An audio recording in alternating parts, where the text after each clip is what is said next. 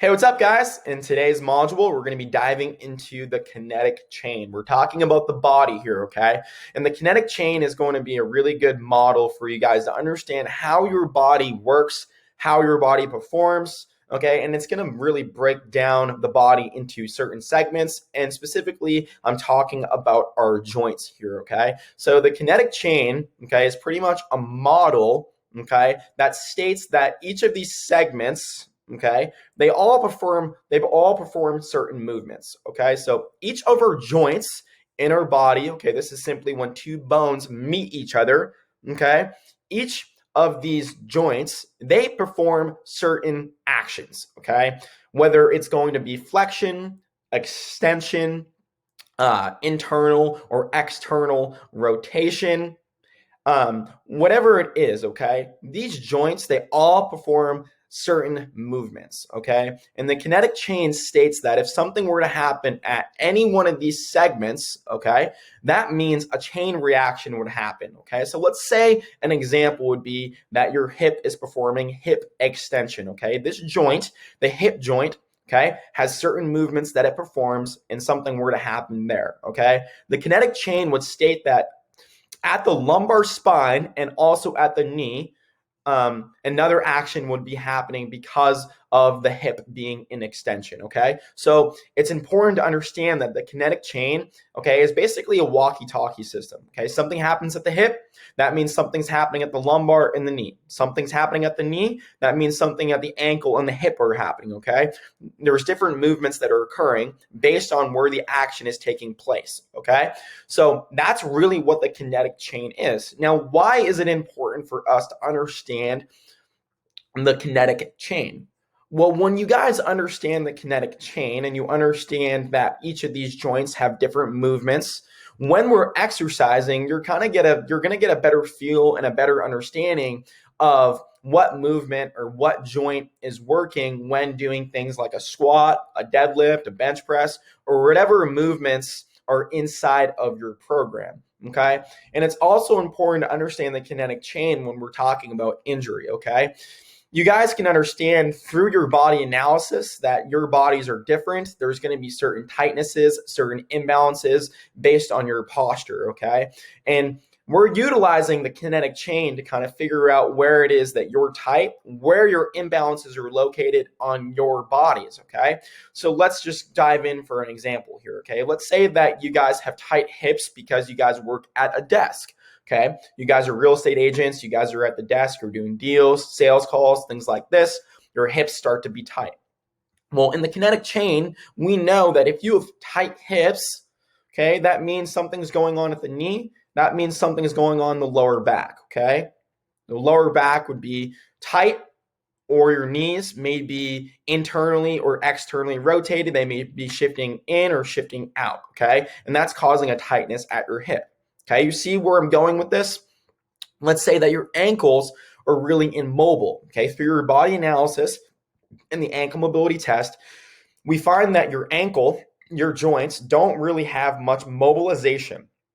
And that's probably going to be really noticeable when you're doing a squat. So next time you're in the gym, you notice that your squat is really, it doesn't really feel natural. You're really tight. You probably can understand that, well, since something's happening at the ankle, something may be happening above or below the joint, okay? So maybe your feet are really tight, okay? Or maybe your hips are very tight, okay? And since your hips are tight, it's inhibiting your ankle mobility, okay? So you see where I'm going with this. The kinetic chain is a walkie-talkie system, okay? Something's happening at the knee, that means something's happening at the hip or the ankle, right? There's tightnesses at the hip, that means there's tightnesses in the low back as well as your ankle, right? There's tightness in your shoulder, that means that there's also tightness in your lumbar and your hips, right? So it's a really, really good model to look at and kind of get familiar with because you're probably going to understand how your body is working, okay? So simply, that's kind of what the kinetic chain is, okay? Let me go ahead and just really quick run through these particular joints, okay? So in the body, okay, we start at the feet, okay? Your feet have to be stable. We then go up to your ankle. Your ankle has to be mobile, so you understand that your ankle mobility has to be really good, right? Then we go up to your knee. Your knee has to be stable. It's a stable joint, right? That's why there's ligaments surrounding the knee. Okay, your knees have to be stable. So we want to make sure that that your hips are mobile. Okay, if your hips are mobile, that means the knees are going to be more stable. You understand how this is a walkie-talkie system. Okay, your hips have to be mobile. If your hips are tight, then we have to make sure that they're mobile, right? Very easy. Your lumbar spine, your lower back has to be stable. Okay, has to be stable because we have to because your body takes impact, right? Impact through walking, impact through jumping, impact through sitting. All of these things makes that lumbar spine, lower back really tight, makes your core tight, right? So we want to make sure that your hips are mobile. So that way, if your hips are mobile, that means it's going to be freeing up your lumbar spine, and your vertebrae are now going to be able to move more freely. Okay, so you're not going to get that lower back pain or lower back tightness. Your thoracic spine, your mid back has to be mobile. And if it's not mobile, that means we need to make sure that it's mobile, because then this is going to be in communication with your shoulder. If your thoracic spine is not mobile, that means your shoulders won't be mobile and your shoulders will be tight. Therefore, you may have any tightnesses and shoulder injuries, okay? So it's important to figure out here too, your thoracic spine, your mid back has to be mobile.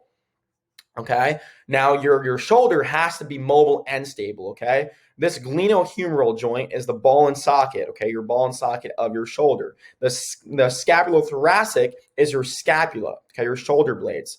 Okay, and that's going to make up your shoulder joint. Okay. Your scapula, as well as the ball and socket joint in your humerus. Okay. Your humerus and then your scapula. This connects into a joint here. Two bones meet into the shoulder. Okay. In the shoulder, we know your thoracic spine has to be mobile for shoulders to be mobile and stable.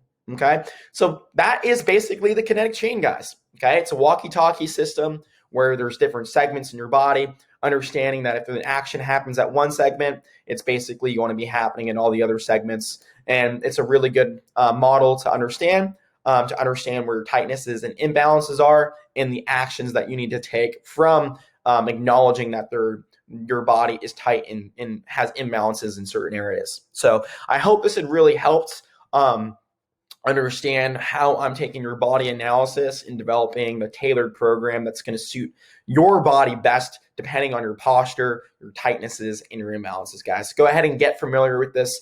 This is the Kinetic Chain. Very awesome information.